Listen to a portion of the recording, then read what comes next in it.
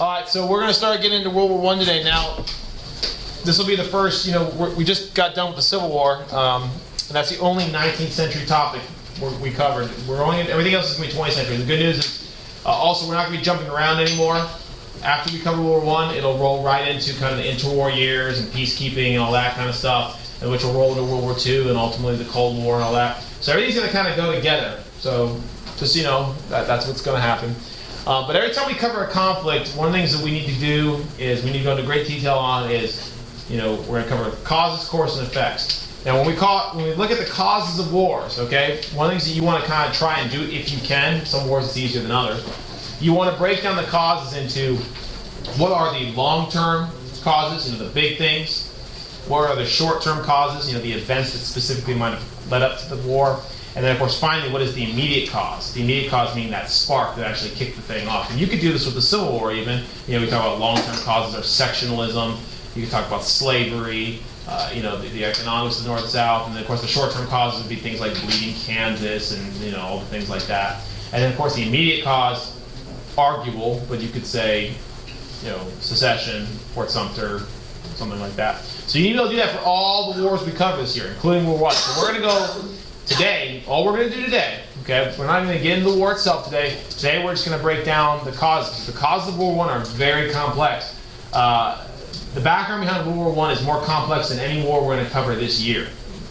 Okay, it really is very, very complex. But it also, because it's so complex, you probably come to the realization that this is a war that probably did not need to happen. And you'll see that hopefully today. Okay, so the first thing we're going to look at here today is long-term causes. This is the big stuff. Okay, these are the big themes, and you should be already somewhat familiar with these because we talked on them just briefly last year. Okay, very, very briefly, because last year we were focused on the United States, but now we're going to actually get into the war itself. Okay, so the first one you need to be aware of, the first big cause of the war is the alliance system. You should already be familiar with this to some degree.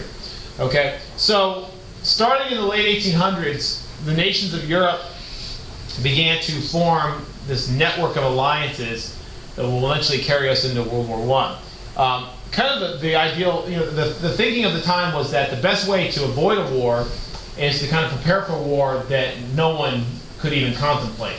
By forming together an alliance, the idea was no one would be willing to attack you because the wrath would be of multiple countries. So, like, for example, if one country attacked Germany, okay, Germany's allies would then come to its aid, and this would become now an unwinnable war. So by making war an unwinnable premise, war would just not happen. I mean, this is kind of the same theory behind MAD and mutual assured destruction from the Cold War. Is no one would use nuclear weapons because retaliation was considered to be unthinkable. So this is not a new concept. Okay. Now the problem was the alliance system in Europe was very, very complex. It's even more complex than this diagram up here shows. Okay, this diagram is pretty complicated, but there's a whole lot more going on than just this. Okay, this is a simplified version. To simplify it the most, the best I can say is that in Europe there was really two major alliances by 1914, and then there was a whole bunch of smaller alliances that brought in members of those major two alliances. Okay, so you guys should already know that the two major alliances in Europe were, of course, the Triple Entente and the Triple Alliance. The Triple Entente was the nations of Russia, France, and Britain, and the Triple Alliance was Italy, Austria-Hungary, and Germany. Now, also connected to all those countries were other smaller powers, okay, that had been connected to them through smaller alliances. You can see some of the major players here were things like the Ottoman Empire, Bulgaria, and Serbia, which Bulgaria and Serbia were part of the Balkan Peninsula, where we're going to get a lot of troubles that lead to World War I. So anyways, the idea here is that if any nation on this diagram is involved in a conflict, it will inevitably lead to every nation in the diagram being brought into conflict. It's almost unavoidable. The network of alliances in World War I was so complex that if any one little conflict broke out, any spark, ultimately you would get a war that would engulf the entire continent, and even beyond this, we're going to find. And of course, those of you who already know World War I and remember from history, this is a war that really began between Serbia and Austria-Hungary. Okay?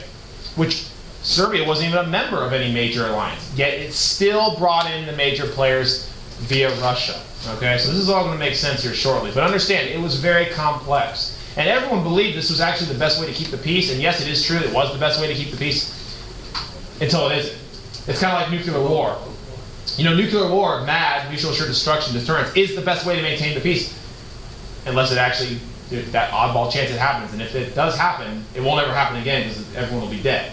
So that's the whole, it's a very dangerous game of brinkmanship. I mean, this is brinkmanship. We don't use the term brinkmanship to describe this, but this is brinkmanship. Making the case that war will be all out and unwinnable to deter your enemy. Which, it has its merits. I'm not going to say it doesn't. It does have its merits, but it also has its drawbacks. Okay? Okay, so what I was trying to get at here was, we talked about geographically, if you look at alliances, okay, you know, you have the Triple Alliance, okay, and of course these names are going to become more complicated later, but the Triple Alliance here is centrally located, they'll become the Central Powers, and of course you have the Triple Entente. The Triple Entente, of course, brought Russia into the mix, and of course that was by design because by bringing Russia in, which, you know, you would think Russia would not have a lot in common with, you know, France and England, they knew they were surrounding the member nations of the Triple Alliance. And also this would discourage war because Germany's biggest fear was that if a war did break out, they didn't want to divide their forces and fight on two fronts. Okay? Now Germany did have a contingency plan to deal with that situation if it did happen, but still ideally no one wanted that.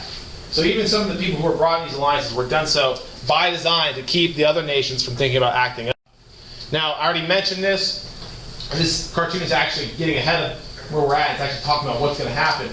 But the possibilities here, which, you know, I would assume they considered, but did not take seriously, was the fact that if a smaller nation in Europe, like Serbia here, were to be involved in a conflict with one of the major players, or even not one of the major players, it was possible that it would, as like a series of dominoes, it would bring one by one these powers in the mix, and eventually you would have a really big war. Okay, so here you see Austria-Hungary picking on Serbia, which leaves Russia, who had ties to Serbia, to come to its aid. But of course, if Russia gets pulled in, Germany feels obligated to defend its allies, and then so on and so forth until everyone is at war. That was, of course, the nature of the alliance system. All right, now another major big cause of the war was nationalism. You know, really starting in the 19th century, we saw these really powerful nationalist movements. In Europe, people began, you know, identifying themselves as a national identity, and then of course wanting their country to, of course, become the most powerful in the world. But in addition, we also saw countries established based on national identity. You look at Germany, for example. Germany, the modern state of Germany that we all know today, did not even exist until really the mid to late 19th century. There was no Germany. Okay? This Germanic state was created. So, you know, nationalism was creating new nations, new empires, but it was also inflaming tensions because as everyone was competing with one another, okay, they were trying to build up their nation and tear others down. And even within existing empires, you had nationalist movements. You had people who said, look, we are of a certain group. We don't want to live under the oppression of another empire. We want to be our own country. And the fact that these empires are not allowing people to form their own independent countries was also stoking nationalist, you know, kind of tensions, okay? And all the things you see listed down here on all the firewood, this fire, are all things that were actually contributing to nationalist tensions. Some of those are things we're actually going to talk about here. But of course, the one I want to get to really is Pan-Slavism, okay? Which is the Slavic people. So the biggest concern about nationalism that everyone really was worried about was the Slavic people. So, you know, Europe is a very diverse place. Okay, there are lots of different groups, ethnic, linguistic groups, and all these things. Okay, all over Europe. Now, you know, the problem with nationalities and countries is that, you know, national borders don't always, you know, compensate for, you know, everyone within the empire, right? There's all kinds of diverse people living within an empire. That's the whole nature of an empire. Your empire is you control various peoples and states. Okay? So when you look at, for example, the Austrian-Hungarian Empire, this is the Austrian-Hungarian Empire, which was one of the major powers in Europe. The Austrian-Hungarian Empire was made up of all kinds of different ethnic groups. Okay, you had Germans, Hungarians, Czechs, Slovaks, Poles, Ukrainians. You had all these different groups, all within the umbrella of the Austro-Hungarian Empire. Now, some of those groups did not want to be a part of the Austro-Hungarian Empire. Some of them wanted to break free. In particular, the group we're going to focus on are the Slavs. The Slavic people of Europe, historically, had been mostly Central and Eastern European people. And there were many nations that had a majority Slavic population, places like Serbia and Russia. Okay? However, Austria-Hungary also had a very large Slavic population. And many of those people said, no, we would like to go elsewhere. And many of the other Slavic nations said, we would like to have you. So there was always tension about who should be responsible for these people. Okay? Now, the fear was that in the Balkan Peninsula, which is where we're focusing in on, which is, we're talking about down there with Serbia and Greece and Macedonia and all that. Okay? In the Balkan Peninsula, this is where we saw the most pan-Slavic nationalism. Pan-Slavic nationalism, we're talking about people, the Slavic people wanted to form a Slavic state. They wanted to form a country made for the Slavic people. Okay, they wanted to unite them all together under a common national identity. Which makes sense. However, since many of these people lived under the empires of other groups, the fear was this would eventually lead to tensions and war. And everyone believed that the Balkans would be the next kind of area where the next war would be fought. They actually called it, the Balkans was actually referred to as the powder keg of Europe in these days. Okay, a powder keg is like a barrel where you kept all the gunpowder. And just like a powder keg, it's like a bomb. Okay, if any one little spark went off in the Balkans, there was a potential for this explosion, which would be a war. So you could see all the major European leaders were trying to keep the lid on the Balkan troubles. Okay, because the Balkans is where there was the most nationalistic tension over empires and national identity. Okay, and when you look, this is another map, kind of same point I'm trying to drive home here. As you can see, when we look at the Slavic people, Serbia was a Slavic state, Bulgaria was a Slavic state, Russia was the biggest Slavic state. However, Austria-Hungary had millions and millions of Slavic people. And Serbia and Russia and others like them said, this is not right. These people should be under our care because we share a common ethnic identity. However, Austria-Hungary was not going to let them go. Okay, that's where the ultimate tension between these two countries is really going to begin, is who is responsible for these people. And this is the same argument that's going to be reiterated by Adolf Hitler later on, is that all the people of Germanic descent should be under the German Empire, and we're going to take it back. So keep that in mind. What's the reason why they didn't let those people go was because they lived in the territory? Correct. It wasn't the people so much. They didn't want the people to have part of their empire, but it was the territory. For example, Bosnia, which is this territory right here, was the biggest bone of contention. Bosnia was a Slavic territory under the Austrian-Hungarian Empire. Serbia believed it should have been theirs. And Austria-Hungary was like, no, it's ours. We're not going to give that up. And that is really the basis of the tension between the two groups. And Russia, of course, is going to back up Serbia because they share this kind of common identity. Think of Russia as the big brother to Serbia in this case. That's how they view themselves. All right, next up, economic and imperial rivalry. So the 19th and early 20th century was the great age of imperialism. Even for U.S. history, right? Remember last year we talked briefly about American imperialism? We talked about the Spanish-American War and Cuba and Puerto Rico and Guam and the Philippines. That's right, this time period. Okay? Now, we only dabbled in imperialism a little bit in the United States. The major powers of Europe were full on in imperialism. Okay? They saw that the value of their empires and the strength of their country was tied to how many territories they had to exploit. So what we had was the major powers of the world were carving up the world at the time. They were having meetings. There was the famous Berlin Congress, which is where the European powers got together, they put up a map of Africa, and they literally drew on the map who gets what. Okay? They actually carved up the entire continent of Africa for themselves and just took it. Okay? They were doing the same thing in Asia as well. Okay? So this was going on. Now the problem with this, of course, is there's only so much to go around. The new battleground of the world, economically speaking, was imperialism. Who's going to get this territory? Who's going to get this resource? Who's going to be able to sell to these people? Everyone wanted access to everything, but once again, at the end of the day, there's only so much territory, only so many resources. When things start to get scarce, then the tensions begin to rise because everyone wants something. We were involved in this. Remember the open door policy in China? We said, look, we got to share, guys. There's going to be a war. So that's the kind of thing that's going on. Now, one of the major figures this time period that's going to be leading to war is the leader of Germany. starting in the late 1800s in Germany, we had this leader by the name of Kaiser Wilhelm II. Okay?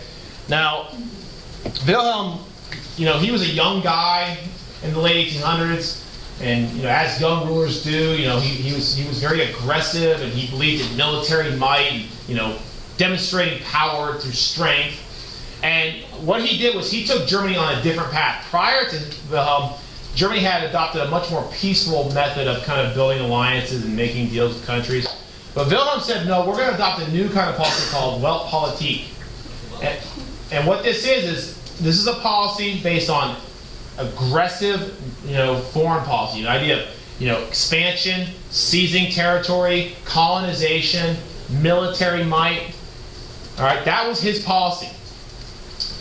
So part of this was, of course, he believed in order for Germany to be able to compete with the major powers of Europe, like England and France, Germany needed an empire of its own. Germany kind of was late to the game. They were the young country. They needed to get out there, they needed to seize territory, and they needed to use military might to really get what they wanted. So under this policy, not only did Germany begin to ramp up its efforts to take over territories, they also began to massively militarize and build up a large navy so they could compete with nations like Britain, who had these big, powerful navies for the world. So he is very key in kind of pushing Europe closer to that brink of war, and also pushing the whole militarization of Europe. That's going to be one of our next things here. Okay, so just real quickly, you can see what's going on. I mean, look at Africa. By 1914, when World War I breaks out, Africa has been completely divided up amongst the major powers of Europe. Okay? In fact, really, this is kind of arguable, but really there's only one independent country left in Africa by the time we get to 1914. Okay, and that's Ethiopia, right over here. Look at Ethiopia, and it was even kind of still influenced by the Italians. But anyways, Africa was pretty much divided up amongst the European powers and being dominated. So that's how intense the game of imperialism was. Look at Asia. Asia, same thing. Of course, the biggest president in this region of the world was, of course, the British. But of course, we also have the French involved. Even the Japanese were looking to expand. So this was very much going on. This is, of course, why World War I is a world war. The reason why World War I ends up becoming a world war is because everyone has possessions around the world, and when they can't win in Europe, they say, well, let's go hit them where we think we can win. They began to branch out the war to Africa and Asia, and of course on the seas and in the air. So that's why World War I is going to be a world war. They're attacking the colonies. All right, next up is militarism. Now, in order to defend your empire, you're going to need a powerful military. So what we see is, in the early 20th century, all of the major nations of Europe began this massive military buildup. It became an arms race. Who could have the largest, most powerful standing army? And of course, this was at great cost, because of course, they weren't at war, yet they were maintaining wartime levels of readiness. So very expensive, but they considered it necessary because they needed to stay on pace with their neighbors. Now, the one who was most pushing the militarist agenda was Germany. Okay? Germany was spending more money than any other nation on its military buildup. And of course, neighbors like France were intimidated by this. They said, okay, we have got to keep pace with the military of our own. But Germany was by far spending the most money of anyone. Okay, this was part of that whole policy. So everyone was fearful of Germany, and Germany arguably developed the most powerful land army in the world at the time. Okay, through massive military spending. But that only ratcheted up the tension and caused everyone else also. So it was just like an arms race. Just like we had the nuclear arms race. They spent $400 million. They had to spend $400 million, so on and so forth. So, stuff like that. Now, part of the arms race was the naval arms race, specifically the Navy. Okay, back in those days, navies were, of course, more important than they are today. They're still important. But naval power is important if you had an empire, because how are you going to go out and protect your empire from attack if you don't have a ship to do so? Okay? So navies are very important. Of course, Britain was largely responsible for the naval arms race. Now, Britain was uncontested the most powerful navy in the world. There's no doubt about it. Britain had the most powerful navy. Britain spent more money on their navy than their land army because they're an island. You got to have a navy when you're an island. This is, of course, before long-range planes and things like that we have today. So they had to have a powerful navy. But the British were not content just to have the large navy. They wanted to have also the most advanced. So the British even began pushing new designs. early in the 1900s, I think 1904, the British launched the Dreadnought, the HMS Dreadnought, which was the first ship of its kind. This ship was so influential that an entire class of ships were named, the Dreadnought class. The Dreadnought class was a class of ship that was bigger, faster, and carried more firepower than any other ship on the sea. Now, of course, Britain was the pioneer. However, everyone else followed suit. Germany also had their own Dreadnought class soon. And Germany made it a point that they were going to build up a navy that was about 2/3 as big as, of course, Britain. So they wanted to be able to at least be able to compete with Britain, which is crazy because they were also building up a large land army at the same time. They were spending unbelievable amounts of money on their military because they believed it was necessary to achieve their goals. Yeah. Where was Germany building ships? If it was on the land arms? No, Germany had ports. Of course, they had allies that had ports as well. Okay. But of course, not as important as we're going to find the war as the British. Now, the Germans are going to find a way when the war breaks out, to be fair. When the war does break out, they're going to say, we can't beat you in a fair fight, which would be conventional, so they're going to, of course, go to submarines, the U-boats, which are going to be very effective. But there's going to be, World War I, despite everyone building these big navies, there's actually not a whole lot of big conventional naval battles like you think in World War II. Not many, because the British pretty much had control of the seas. It was uncontested, even though the Germans had U-boats. But U-boats are not considered, by those days' standards, they weren't considered a conventional naval weapon, I guess I would say. They were unconventional. So we'll get to that later. All right, let's get into short-term causes. These are the most complicated parts of the causes, so let's spend a little time on this. I'm going to try and make this as simple as possible. So these are the short-term things that caused World War I. The first one is the Moroccan Crisis. All right, so let's talk about the Moroccan Crisis. So Morocco, of course, is an African state, you see there, and by 1905, Morocco was largely under the control of the French. The French had used their power and influence to kind of gain control over Morocco, though they hadn't officially, I guess we could say, annexed it. Okay? Now, Germany used this opportunity, this time period. Germany wanted to kind of show its military might and strength and try and intimidation to kind of show the world, it had a lot of influence. So Germany tried in 1905 to kind of block the French from seizing control of Morocco. Now, the way they did this was Germany called for a conference. They demanded that all the powers of Europe come to discuss what's going on, the French trying to seize Morocco. Now, the Germans believed that they could use this opportunity to condemn the French, block the French from taking over Morocco. This would, of course, make Germany appear more powerful and influential. However, the plan didn't really pan out. At the conference, no one really came to Germany's aid. No one really cared that France was taking Morocco. And most importantly, England, who Germany thought they might be able to sway England to their side and even get an alliance with them. England actually came to France's side and said, we're going to defend their interests there. Okay? So this plan to intimidate France failed. France is going to get Morocco. Okay? Germany looks weak because its influence on its own is not enough to stop this. And Germany is now seen as an aggressor. The fact that Germany even had the gall to threaten and demand made Germany seem like an aggressor nation that was trying to pick a fight, which meant Britain and France were now bonded closer together. The fact that Britain and France worked together on this is a big deal because now it showed that the Entente was strong and would stand up to German aggression. So the Moroccan Crisis is considered to be a short-term cause because it tightened the bond between England and France and it angered Germany and made them want revenge. And of course there's going to be a second Moroccan Crisis between Germany and France, so of course things here are not yet done. Now the next one is the Bosnian Crisis. This one might make a little more sense to you based on what we just talked about. So Bosnia, which I pointed out to you on the map earlier, Bosnia had been at one point a territory of the Ottoman Empire. Okay, but by 1908, Bosnia was largely, for our purposes here, under the control of the Austrian-Hungarian Empire. Now, in 1908, things in the Ottoman Empire were not good. There was turmoil, there was revolution, there were new leaders coming to power.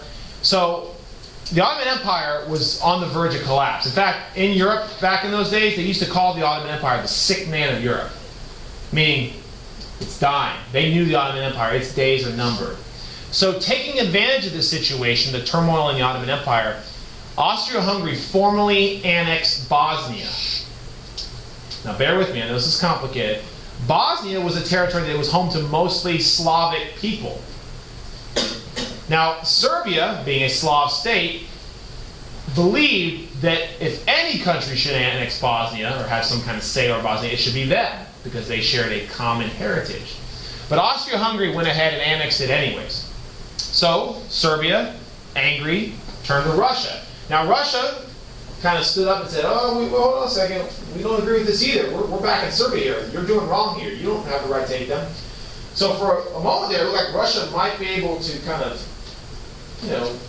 influence things. However, Germany came to Austria-Hungary's side, Germany, the most feared nation in Europe, and said, we got your back.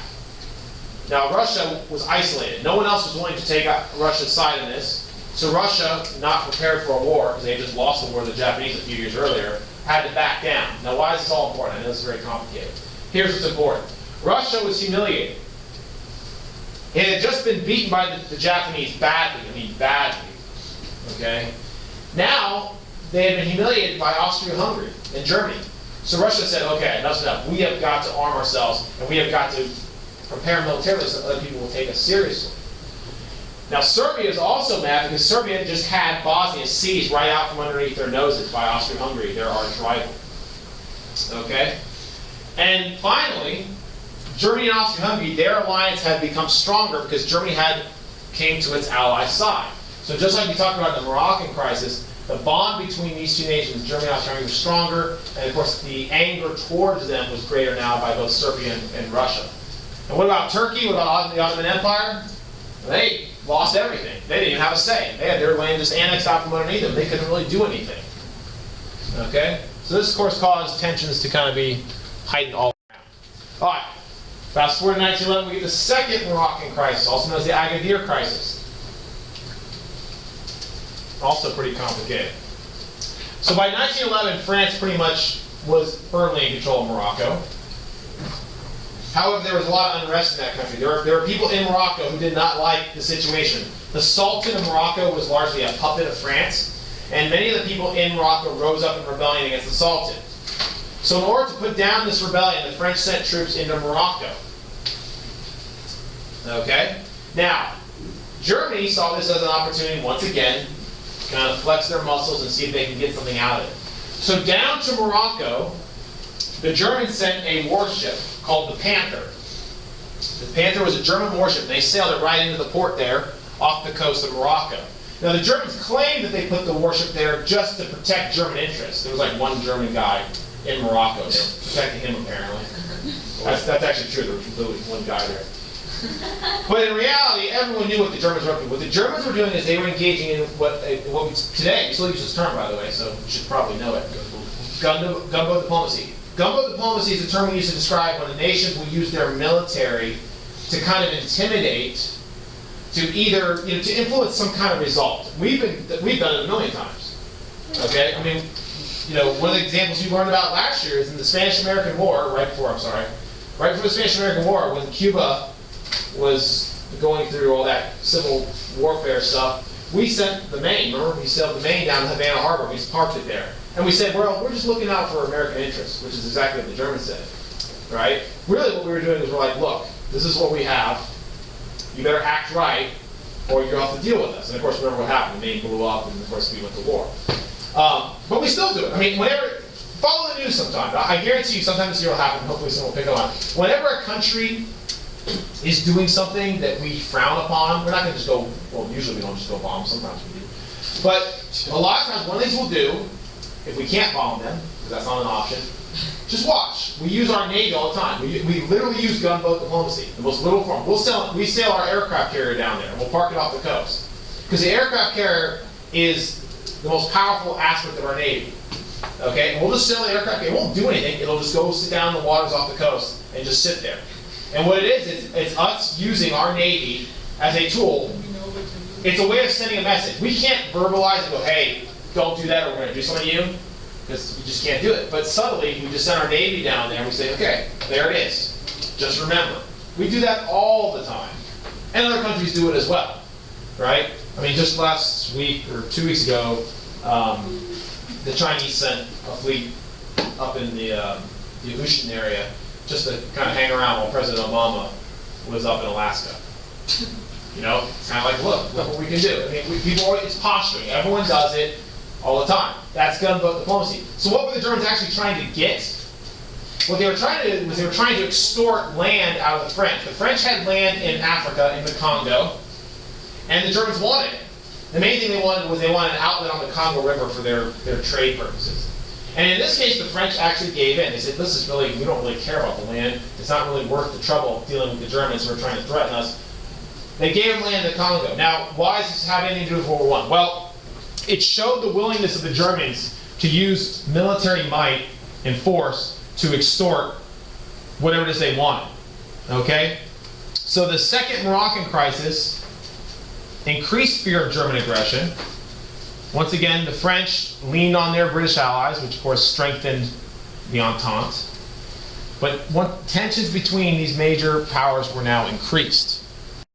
Okay, our last short-term cause are two things: the Balkan Wars, plural. There were two Balkan Wars. Between 1912 and 1913, we had two wars in the Balkans. The First and Second Balkan War. Now, real quick, the First Balkan War was a war by 4 Balkan nations against the Ottoman Empire. The Ottoman Empire had territory and influence in the Balkan Peninsula. So, Bulgaria, Serbia, Greece, and Montenegro all ganged up and they attacked the Ottoman Empire, because while the Ottoman Empire was down, they wanted to basically kick them and drive them out of Europe. That's exactly what they did. The First Balkan War, the Ottoman Empire was driven pretty much out of the Balkans, out of Europe. And these 4 countries got all this land. All the land you see here shaded in red was land gained by the First Balkan War. The Second Balkan War, not as important. Bulgaria was mad that they didn't get as much land as everyone else, so Bulgaria attacked the other 3 allies. And then they got beat and lost more territory. But anyways, that's not what's important. What's important here is that the Ottoman Empire lost land, which leaves them angry and wanting revenge. Keep that in mind. And most of that land, the biggest section of that land that was really important was the land that Serbia got. Because of the First Balkan War, Serbia expanded. It got a larger piece, which increased its power. Okay? And also land that Austria-Hungary had had its eye on was now denied to them. Now, Austria-Hungary was fearful. The fact that Serbia had just won a war and demonstrated some kind of military competence made them scared, because they were enemies and they were right there on that doorstep. Serbia had now become not only a military victor, but had gained more land. And now here's Austria-Hungary over here looking at them and going, uh-oh, you know, this is our enemy. They're expanding. What do we do? So Austria-Hungary, fearful this might mean a future war with them, also began to kind of prepare for a war with Serbia. So even though this war had nothing to do with Austria-Hungary, Austria-Hungary saw it as a direct threat to them. And of course, the other part is the Ottoman Empire is very upset. And they are not going to just let that land go. They're already thinking, scheming, how can we get that land back? And they're going to, of course, come into the war with that intention. All right, last thing for today is the final spark, or the immediate cause of World War I, which is the July Crisis, which is the fancy way of saying the assassination of Franz Ferdinand and everything that happened in the month of July after that. Okay, so real quick, in July 1914, okay, we get the July Crisis, and it starts with assassination. So the heir to the Austro-Hungarian Empire throne was this guy, Archduke Franz Ferdinand. And in 1914, he went down to Bosnia, which was Austrian-Hungarian territory now, remember, and he was touring the city of Sarajevo when an assassin by the name of Gavrilo Princip, who was really just a kid, okay, shot and killed Franz Ferdinand and his wife while their motorcade was driving through the city streets. Okay, this was actually part of a broader conspiracy. There were other members involved. It was actually earlier in the day someone had tried to bomb the car and failed. Okay, but ultimately Ferdinand dies, his wife dies too, and everyone's like, okay, who did this? Who is this person? Now, Princip, after he did the assassination, he had tried to commit suicide by taking poison. However, the poison didn't do the job. He got very ill but did not die, so he was captured alive. He was interrogated, and he basically told why he had done it. Of course, he explained that he was part of a terrorist organization called the Black Hand, And the Balkan was a Serbian nationalist group. Their goal was Serbian nationalism and to establish a pan-Slavic state. So all this stuff we talk about, Slavic nationalism, now it's kind of making sense why. So Princip had killed Ferdinand to send a message to the Austrian-Hungarians that, look, the Slavic people should be free and be, free to establish this Slavic state. Okay? So the immediate reaction by Austria-Hungary is blame Serbia, right? A Serbian did it. It's got to be Serbia's fault, right?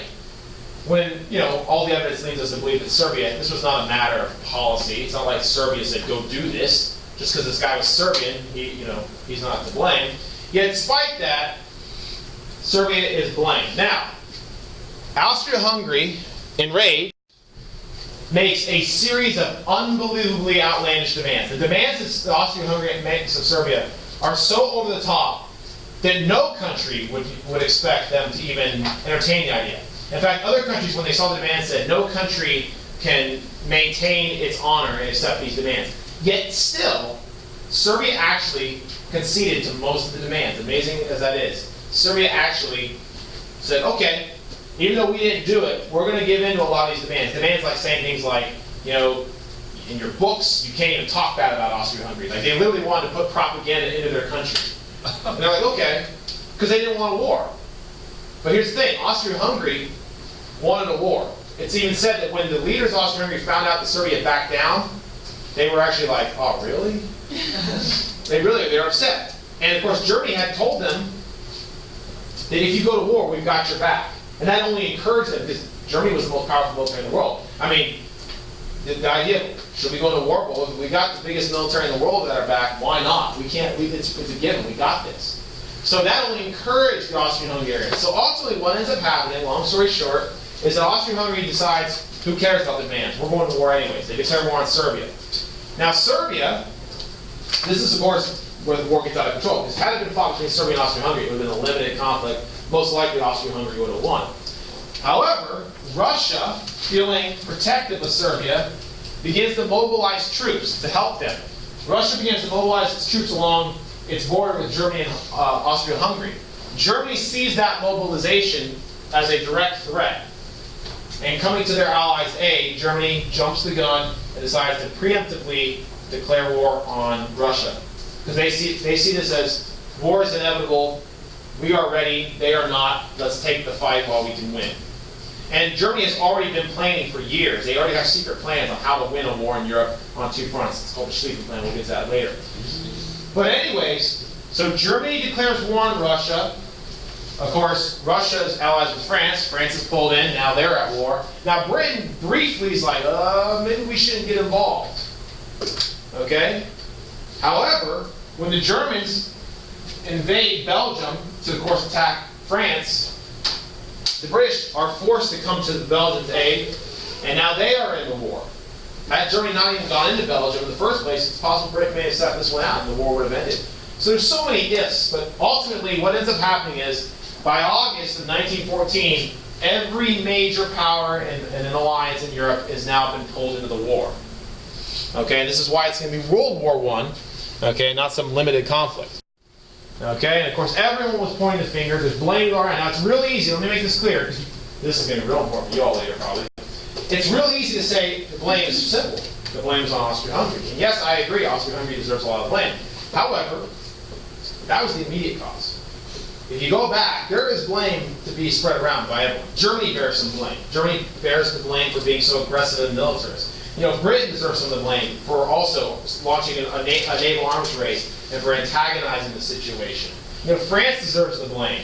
Russia mobilized first. I mean, there's blame around, so you got to be able to argue what everyone's role was in this. There was no one who was innocent, despite them all claiming to be innocent. What about Spain? Well, Spain was not a member of one of the two major alliances, so they set this one out. They're smart. They don't do this. We were innocent. Well, we're not a major power in Europe. Now, when the war breaks out, okay, we actually changed the names here, okay?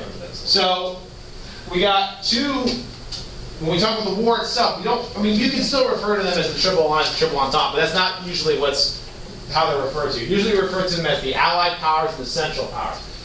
So this is where it gets complicated. You know, we used to call them the Triple Alliance. The Triple Alliance is not going to be the Allied powers. They're going to become the Central Powers because they're centrally located in Europe. So the Allied powers is going to be Britain, France, and Russia versus Germany, Austria-Hungary. Now, Italy, which had been a member of the Triple Alliance, actually flips. Initially, Italy says, you know what, we're going to sit this one out because you guys provoked the fight. We don't feel obligated to fight because we're a defensive military alliance. So Italy actually says, we're not going to fulfill our obligation. Italy sits out the first year of the war. And then in 1915, Italy's like, this could be a great opportunity for us because if we join the winning side, we might be able to reap the rewards of victory. So Italy actually joins the opposition, and taking their place in the Central Powers is going to be the Ottoman Empire. Why does the Ottoman Empire come in? Because they want to also use this as an opportunity to take back land they have lost. The Ottoman Empire joined with the hope of regaining all the land lost in the Balkan Wars. Now speaking, since we mentioned it, the United States, where are we? We're sitting this one out for now. In 1914, President Wilson gave his Neutrality Proclamation, which said the United States is not involved in these European conflicts. Okay? Now that doesn't mean Americans in their head were not choosing sides. In fact, you might think, well, obviously we support the Allies. Well, 1914, opinion in the United States was actually very divided. There were many people who supported the Central Powers because there were many people in this country who were of Germanic descent, Austrian descent. Okay, so really initially when the war broke out, loyalties were split along lines of heritage.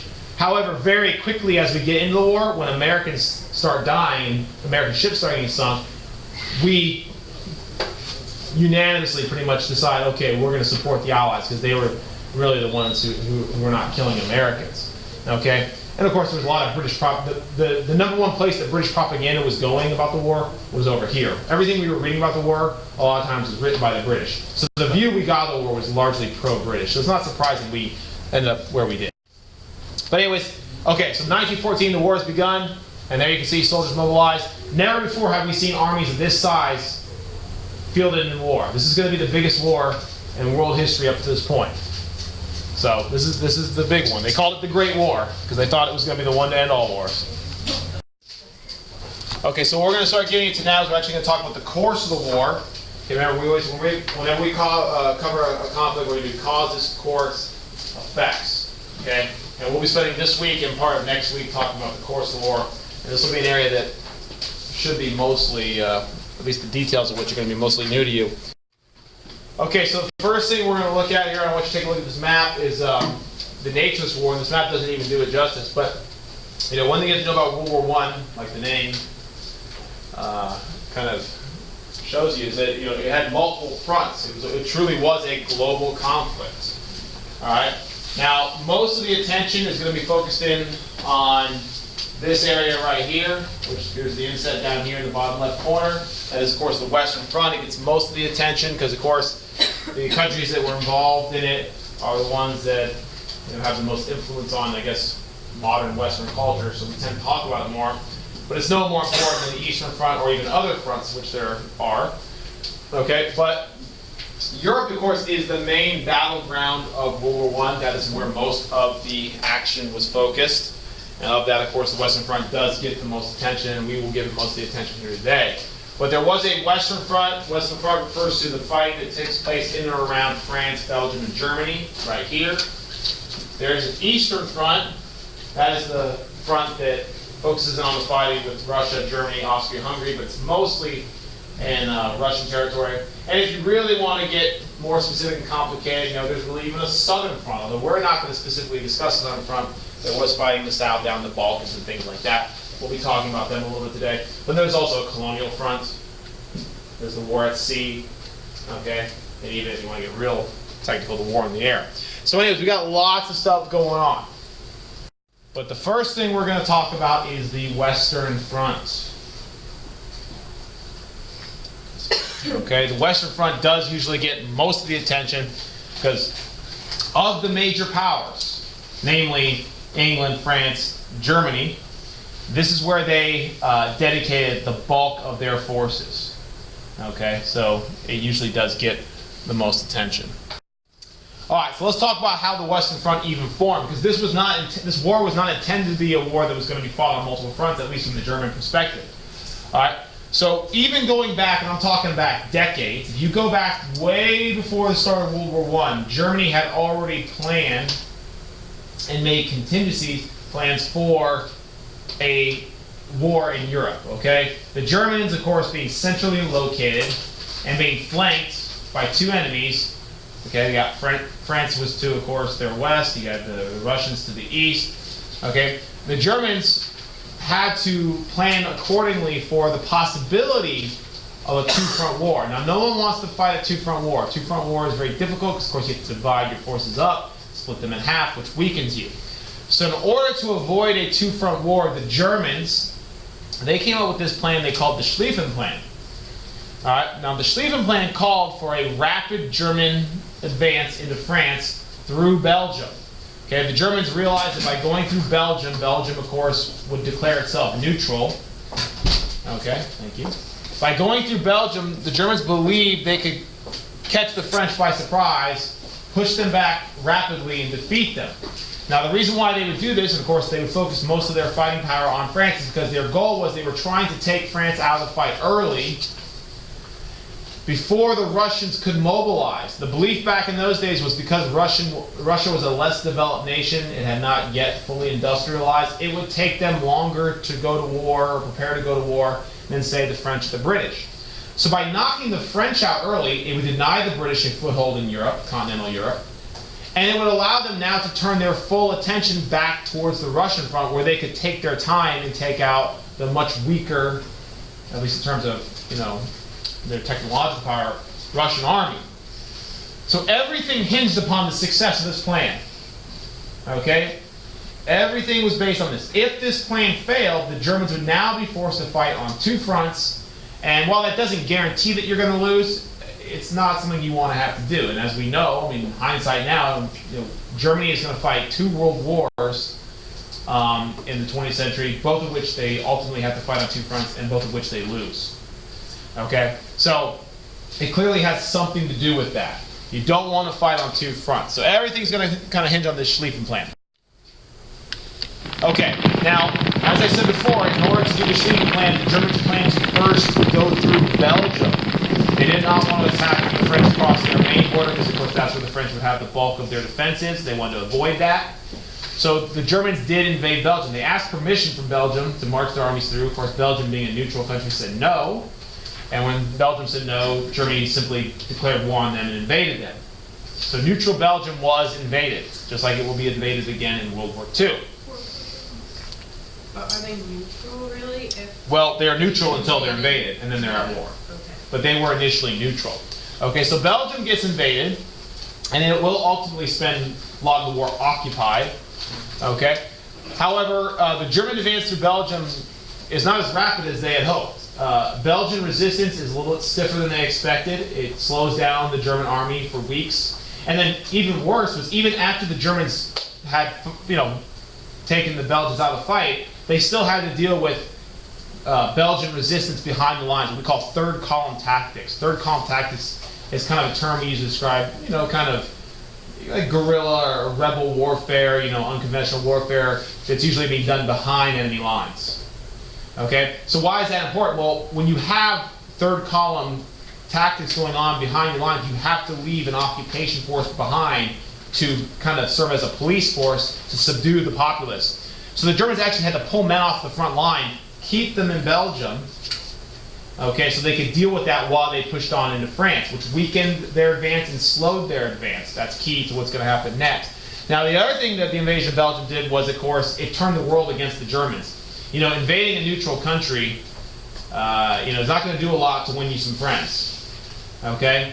And, you know, when you occupy a country that doesn't want to be occupied, keeping the populace under control is usually a very tricky thing to do. As, you know, Americans are fully aware, because we've occupied some countries and had trouble with the local populace. And a lot of times soldiers, when they're trying to occupy a civilian force, or whatever you want to call it, you know, sometimes, you know, things get out of control, civilians are killed, okay, and that, of course, hurts your reputation there.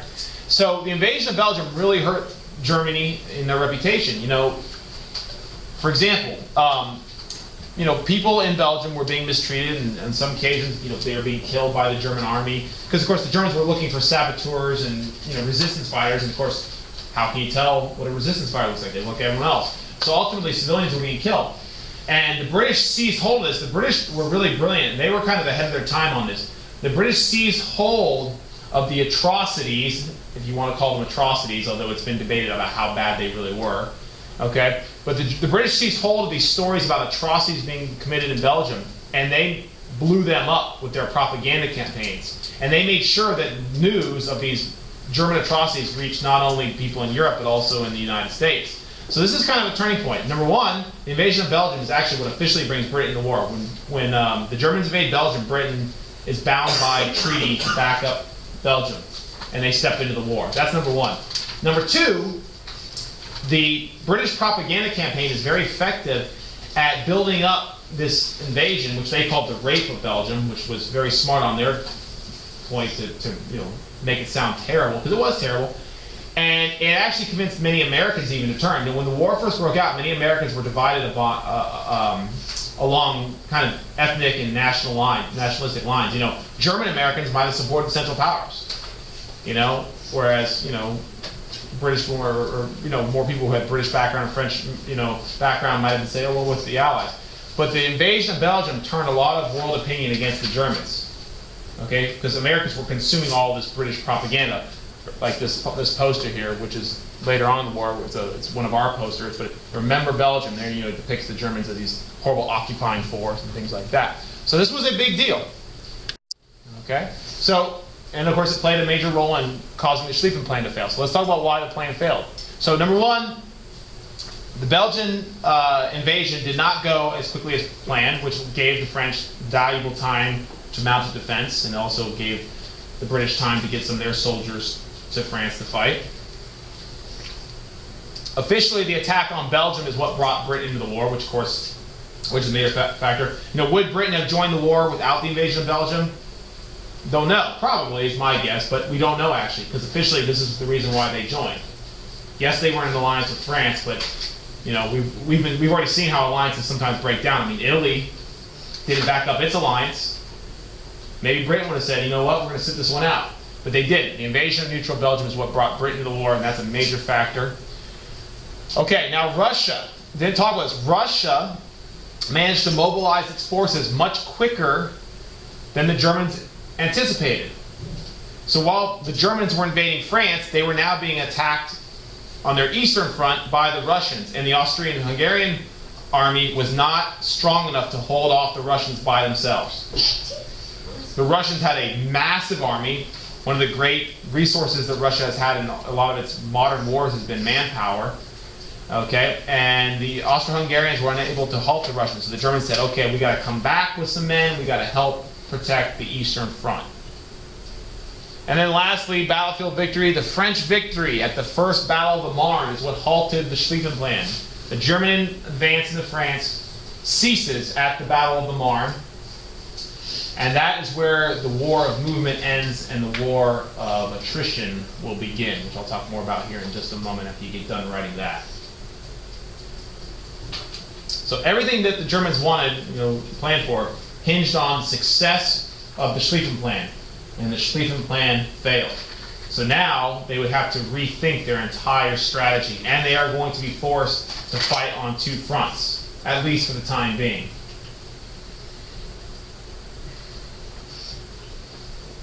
All right, any questions on that? All clear? Okay, move on.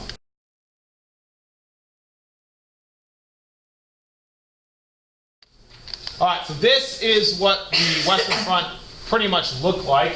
And this orange line is the one we need to focus in on. See this orange line here? This orange line is it kind of is basically what the battle lines are going to look like for the majority of the war. Okay? You can see the Schlieffen Plan was halted here.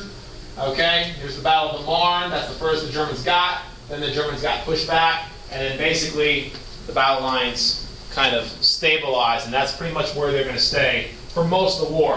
What we're going to find is the war on the Western Front doesn't go very far. lots of battles are fought, but the battle line only moves maybe a couple miles in either direction at any given time. It's not this war is not like any other war we're going to look at where people are moving and taking ground. World War I is really odd. There's a reason why. We're going to look at that. But this is kind of what we're looking at. So this is the Western Front. So after the Battle of the Marne, what we see is this thing that's sometimes referred to as the race to the sea. Not to be confused with General Sherman's March to the Sea, which we just covered. No, the race to the sea. So the race to the sea is the term we use to describe how both armies, after the Battle of the Marne, now both began to move laterally in an attempt to flank each other. What they're trying to do is they're trying to get around each other's armies. So they both start spreading out like this. Okay? Now, neither side is able to outflank the other, so ultimately what we get is Europe has now a stabilized battle line going right down through it. And because the new weapons of war that were available made offensive so much more dangerous, both sides now began to dig in. Okay? Literally dig in this case. They're actually going to dig trenches into the ground in order to protect themselves against all the new weaponry that's available, which is going to make this war so bloody. Okay? So this is kind of where the war is going to be fought in the Western Front for pretty much the entire duration of the war. There's almost no movement. Okay? And that makes it kind of hard to understand. When we talk about battles here today, I'm going to talk about battles here shortly.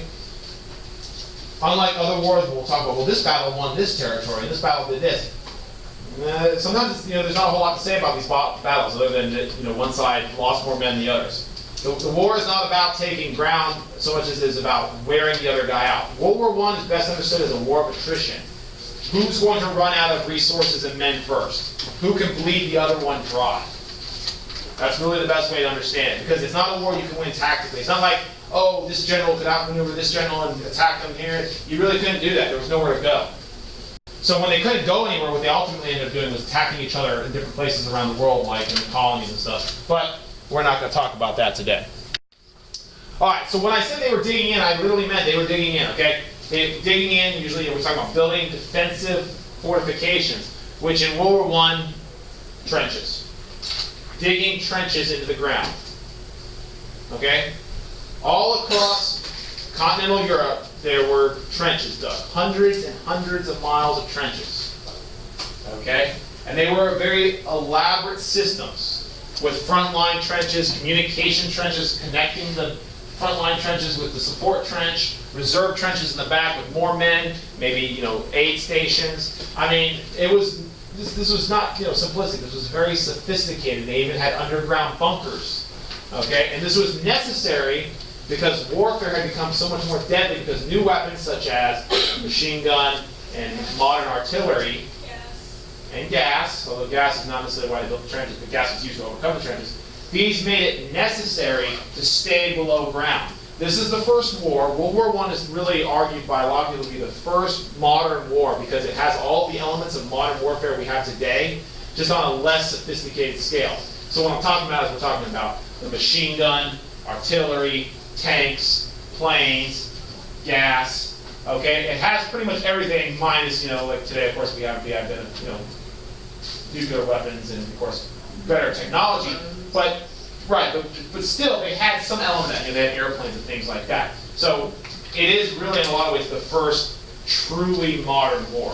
And it's also a war fought on an industrial scale, which meant mass production was necessary to win. Okay, so this was the first war of its kind.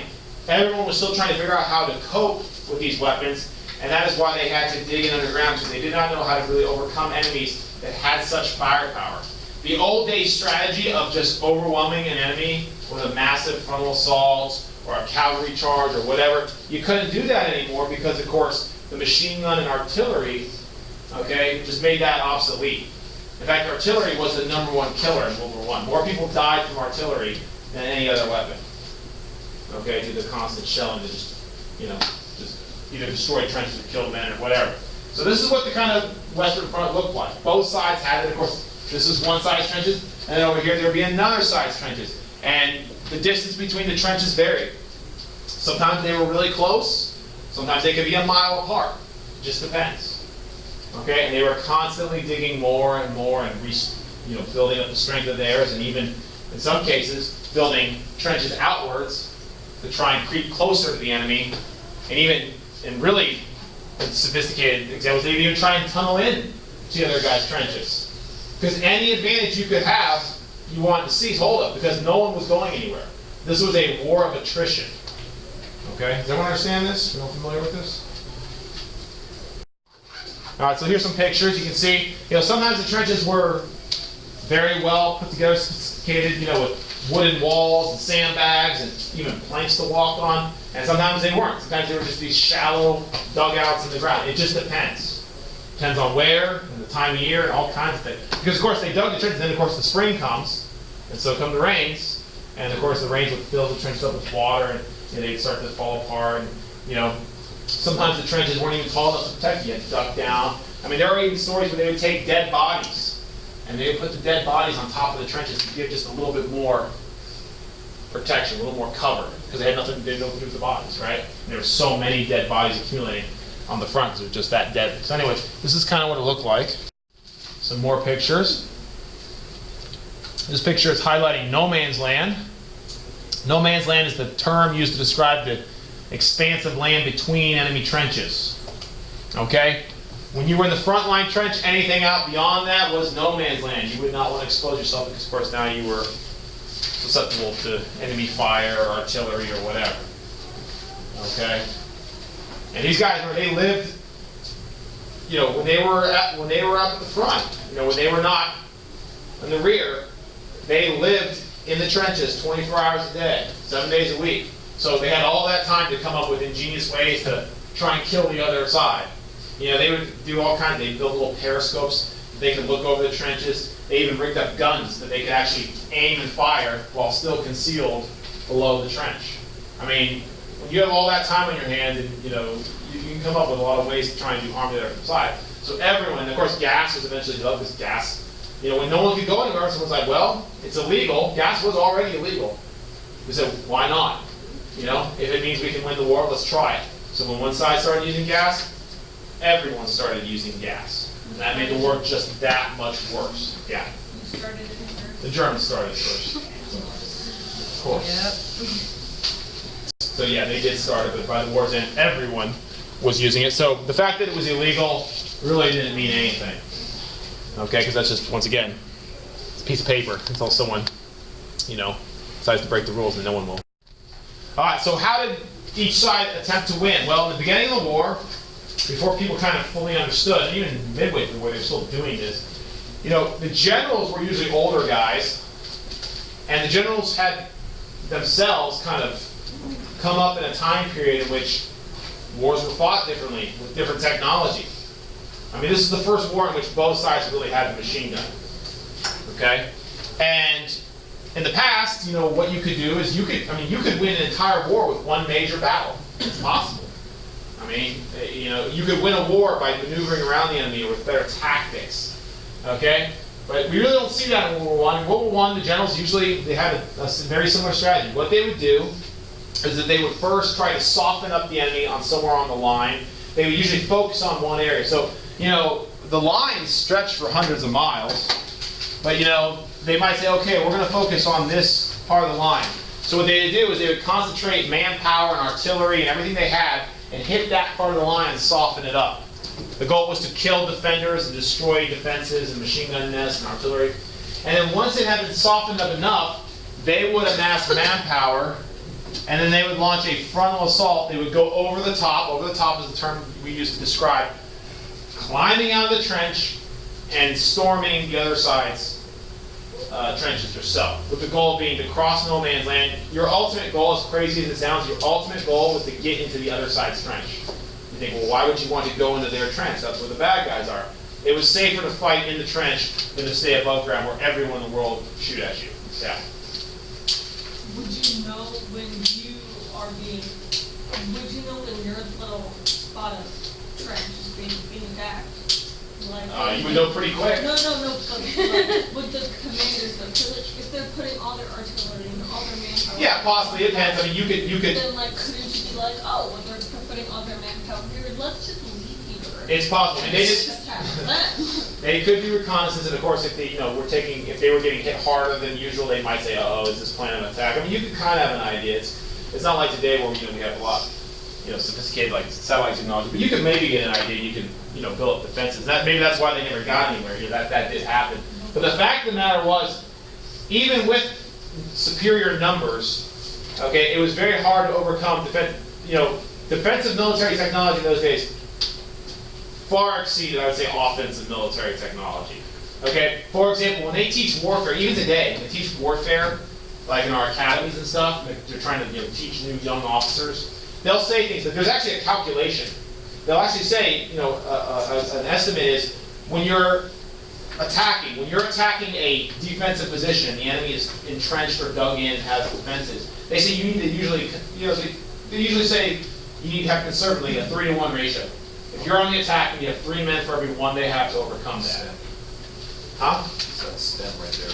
That's right. I'm using STEM. It must be true. Okay? Now, the problem was, nothing's assured. Now, back in those days, the fact that, the machine gun was new, the artillery, they had landmines, they had barbed wire to hold people up to make them, an easier target. I mean, even still having the greater numbers did not guarantee victory. And oftentimes, the side that was attacking would take very heavy losses. And even if you made it to their side trenches, you had to still have enough manpower to continue on the fight. So very rarely were these over-the-top massive offensives really that effective. And on any given battle, we're going to talk about battles here in a second, the lines hardly ever moved. They really did. They hardly ever moved. I mean, you would have a battle in which you would have hundreds of thousands of casualties, and the battle lines might move like a quarter of a mile. So they were killing all these people trying to gain ground, and they were going nowhere. Okay, now in addition to all the dangers there, World War I also exposed us to a lot of the psychological damage that war can cause. I'm not saying this is new, because of course it's not, but World War I kind of brought it to the surface because it was on such a massive scale.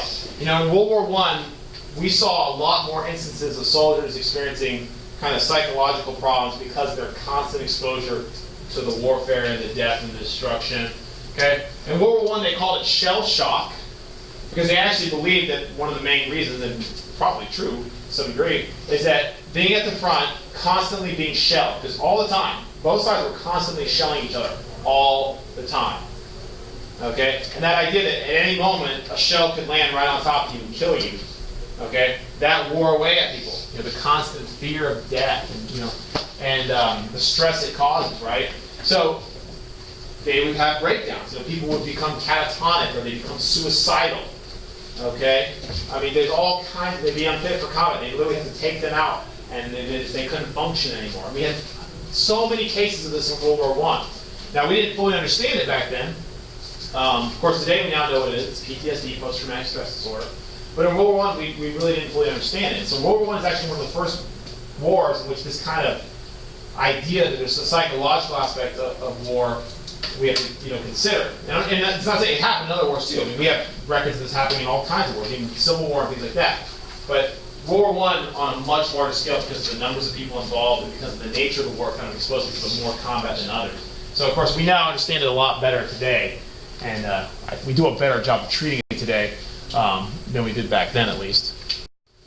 Okay, and then even talk about the dangers of the conditions of the war.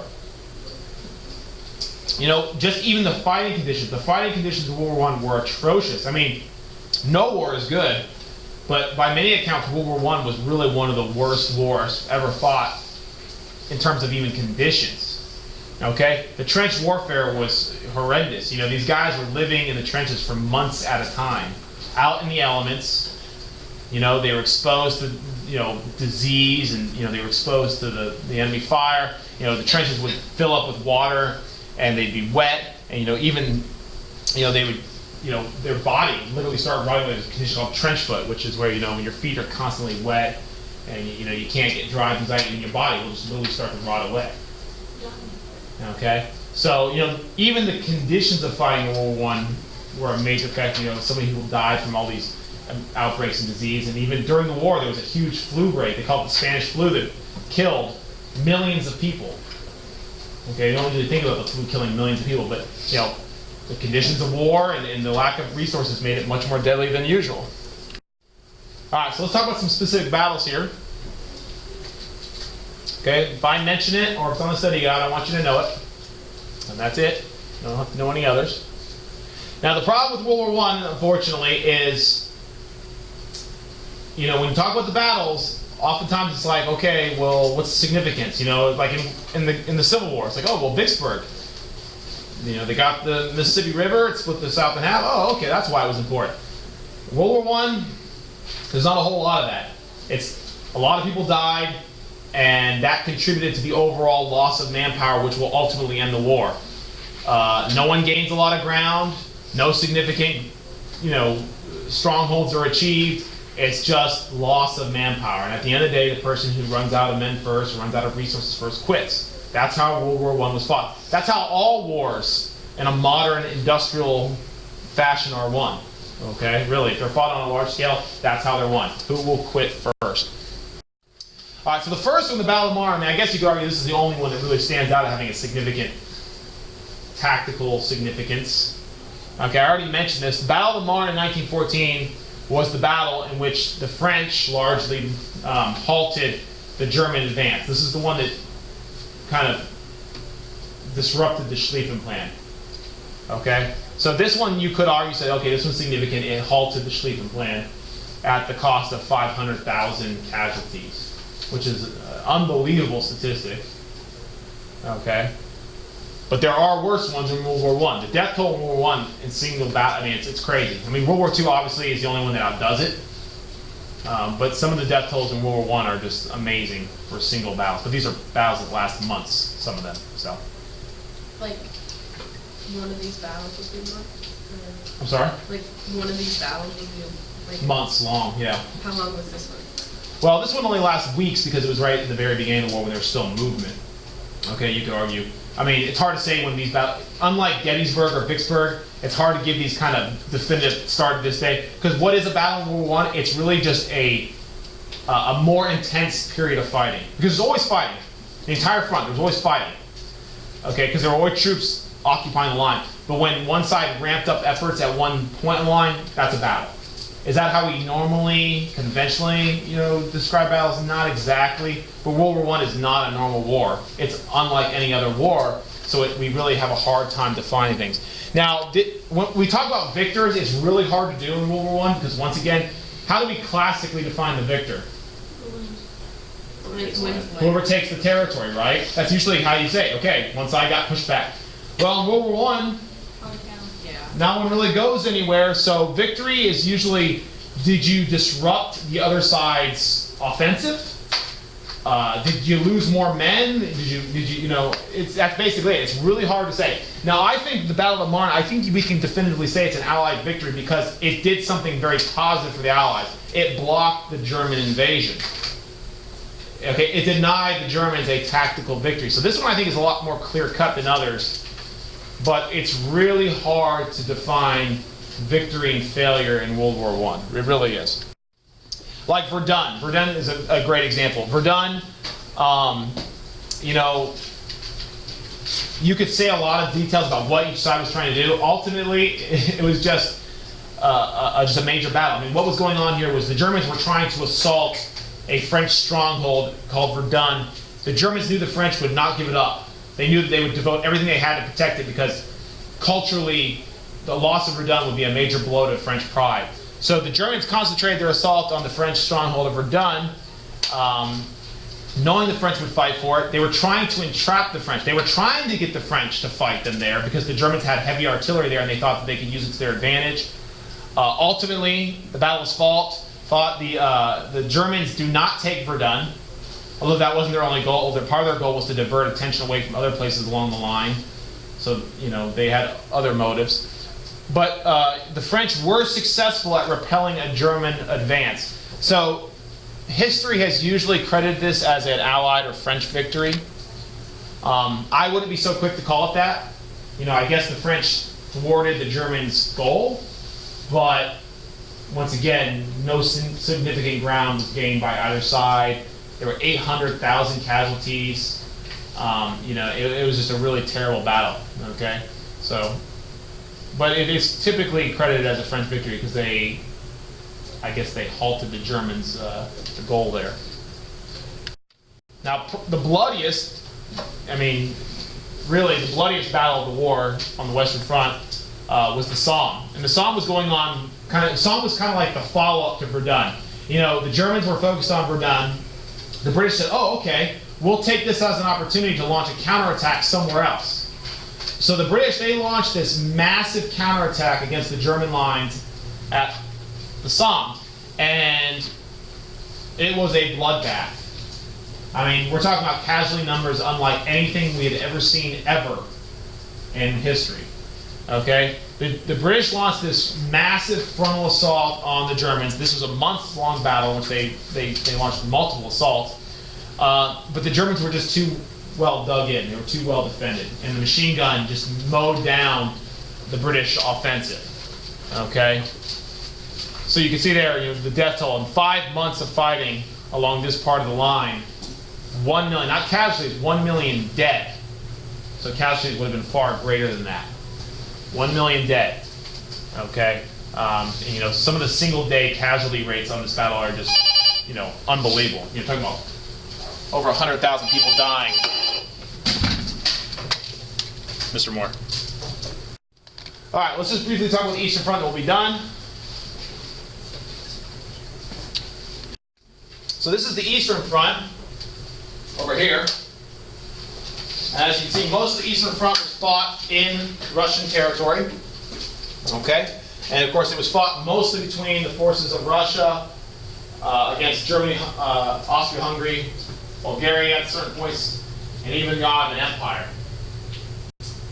All right? Now some details, just overall details about the Eastern Front. The Russians were very successful at diverting German forces away from the West. Germany was the greatest military power in this war, and the Russians were effective at forcing the Germans to leave behind hundreds of thousands of men on the Eastern Front to keep the Russians at bay. Without that happening, without that diversion, the Germans would have been able to focus all their efforts on the Western Front and probably would have won. Because the British and the French were just barely holding on against half of the German army.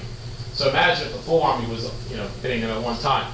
Now, the Russians, of course, had to pay very high prices because the Russians lacked industry and because they lacked all the modern weaponry that other nations had. The Russians had to oftentimes offset that lack of materials with manpower. So like we're going to see in World War II, the Russians are going to use massive amounts of manpower to keep themselves in this fight, but at a great cost. They're going to have millions of people killed. And that many losses on the Russian front is going to put intense pressure on the Russian government to pull out of the war. Okay?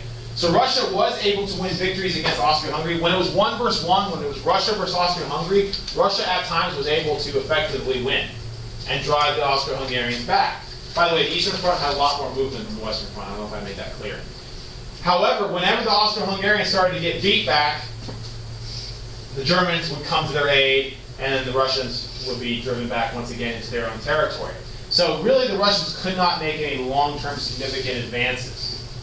But this is key. The Russians were losing so many men, not only on the front, but also at home, because of the disruption of trade and food and lack of fuel in the winter. People were freezing to death. So many people were hurting at home in Russia that the Russian people now were putting intense pressure on their government to end the war. Now, one of the key things to keeping Russia in the war, this is very important. This is the only thing I'm going to ask you to know about the Eastern Front in terms of battles. One of the key things to keeping Russia in the war was supplying them. Russia was dependent upon supplies from their allies. And since the United States at this point was also supplying the allies, they were dependent upon supplies from us. The problem was, how do you get those supplies to Russia? Because the Germans, I haven't gotten this yet, the Germans have blockaded Europe with U-boats and were sinking any ship that approached Allied waters. The Russians were starving and freezing to death, and they needed help. So the Allies, they tried to break through. The Allies launched what's called the Gallipoli campaign, named after the Gallipoli Peninsula here, which is Ottoman territory. This waterway here is called the Dardanelles. And these straits connect with Russia. Okay? In order to supply the Russians, they needed to open up the Dardanelles. The problem was the Ottomans had mined the straits and occupied the Gallipoli Peninsula. They had forts with artillery overlooking the straits. So the Allies, they launched a land and sea invasion. They landed troops on the Gallipoli Peninsula and began to fight their way up. And they also sent their navy into the Dardanelles. Both operations were a failure. Okay? The Dardanelles were mined, and the British lost several ships going in there, not to mention they were being flanked with fire from artillery on either side. And Turkish forces in the peninsula were able to hold back the Allied forces, which was actually mostly made up of Australian and New Zealand soldiers from the British Empire. Yeah. How deep were the mines? How deep were the mines? Yeah, like. I have no clue. What? It's like. I mean, typically they're at the surface, so when a ship's hull hits them. But like, if they're like a real surfacey, can't You could drive around them. No. I'm saying send in like little rowboats. They did, okay, they actually have boats that were mine-sweeping boats. But the mine-sweeping boats, whenever they went in to clear the mines, they would get shelled by the forts on either side of the straits. Why not just sacrifice little baby rowboats? Not quite sure it's as easy as you say, but hey, we'll keep that in mind for the future. Okay, ultimately though, here's the deal. Ultimately, the campaign was a failure. They were forced to withdraw. This is a major critical powers victory. Today, historically, Turkey, which is the legacy of the Ottoman Empire, Turkey still today celebrates this as one of their finest military hours. So they did, well, I mean, I don't know why it's funny. I mean, they did manage to defeat the Allies, which is kind of a big deal. But anyways, the main key here was it prevented the Allies from supplying Russia, which of course hastened the end of Russia. Russia, okay, in 1917, due to turmoil and internal pressures because of the war, okay, there's a revolution in Russia. There's two revolutions. One deposes the Tsar. However, it continues the fighting in the war, which was a big mistake. The interim government says, well, we're going to keep fighting, which of course the war was the #1 criticism of the people. And then in a follow-up revolution, okay, led by a man by the name of Vladimir Lenin, okay, the Bolshevik Revolution, the interim government was overthrown, and the new Bolshevik government, which will become communist government, right, they are going to actually negotiate a treaty to end the war. So by 1917, Russia had pulled out of World War I, which freed up all of those German troops on the Eastern Front to now go to the Western Front. So all at once, the French and the British are slammed with all these fresh troops from the Eastern Front. And for the first time ever, the war, we're starting to see the Western Front, okay, the line is starting to move. Okay? So this was a really big deal. All right, so when Russia left the war, it left a very big vacuum. And of course, luckily, we're not going to talk about the state, but luckily the United States, just as Russia was leaving, we were also simultaneously entering the war. And we could help offset that loss with our new fresh manpower. But still, a lot of work to do.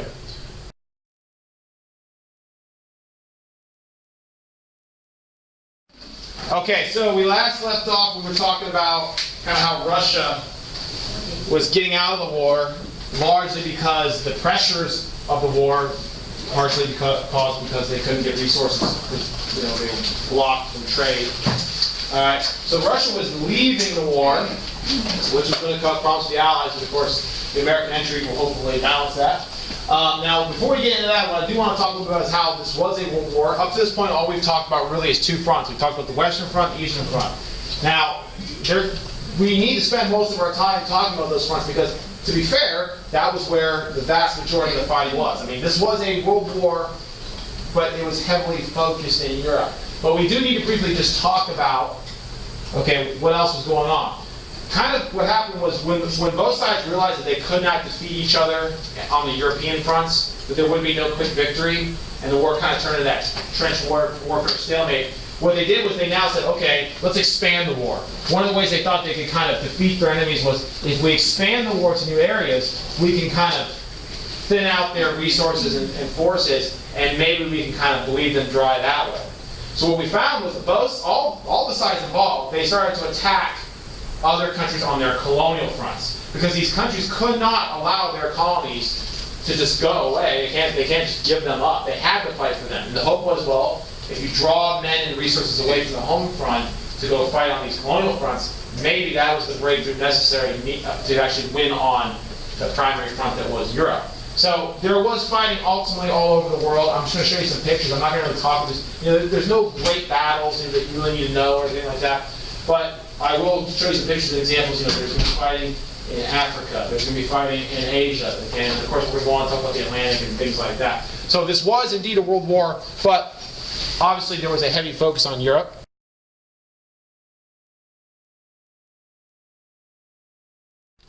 Look, here's another picture. Here's fighting in Africa. Okay, because of course, remember we already talked about the scramble for Africa. Africa was colonized. There was hardly a piece of Africa that wasn't under the control of another European power.